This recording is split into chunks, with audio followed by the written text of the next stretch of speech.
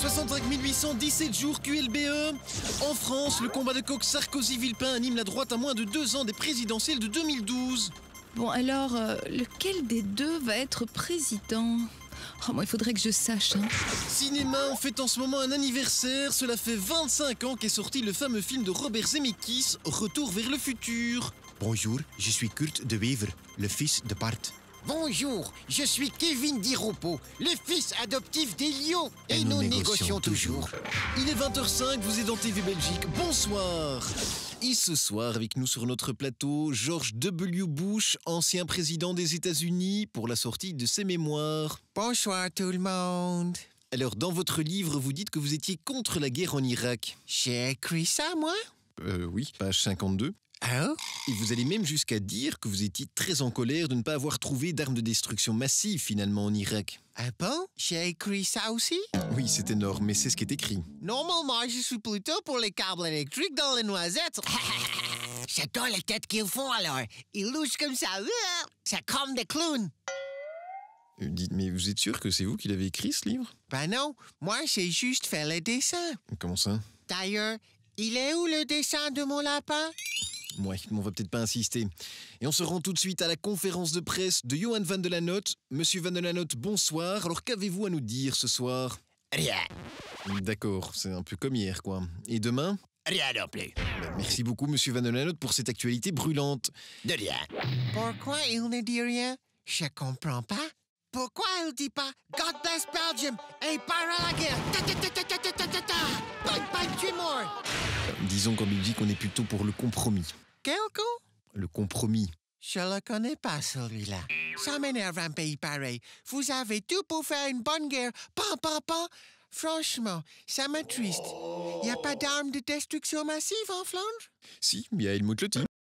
Venons-en à ce document unique, ce sont les frères Van Rompuy. On imagine bien que les dimanches doivent être assez houleux en ce moment entre Herman l'Européen et Eric le presque nationaliste.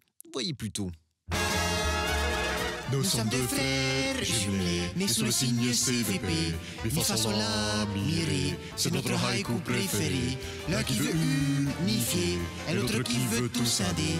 Mi fa sol la mi ré, c'est notre haïku préféré.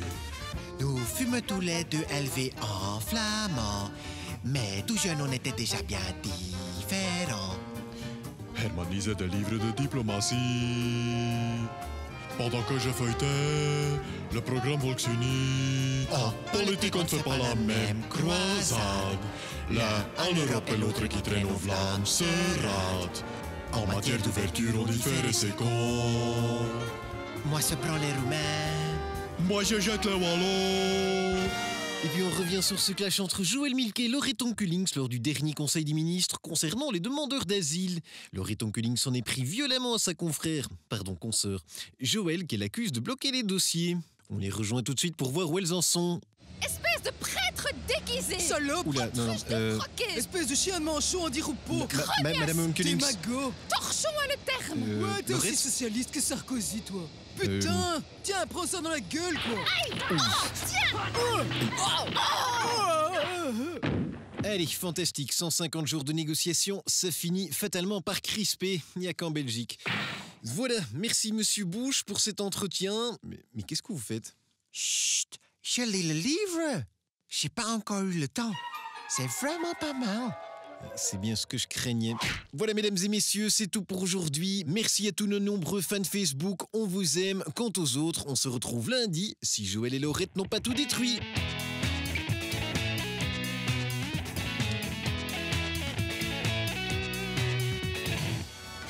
Nous sommes deux sœurs jumelles, nées sous le signe populo. PSCDH, unis autour de Diroupeau. On n'est pas les plus vaches, négocier est notre credo. Mais pour le droit d'asile, charogne, salope, j'aurai ta peau! Oh putain, quoi!